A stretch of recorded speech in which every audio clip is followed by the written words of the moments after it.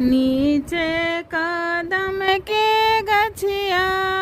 ऊपर तालाब गे मई ताही तरे कवन दुल्हा करे स्नान गे मई ताही तरे कवन दुल्हा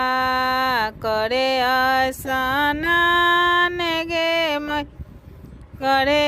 स्नान दुल्हा निरखे लीलार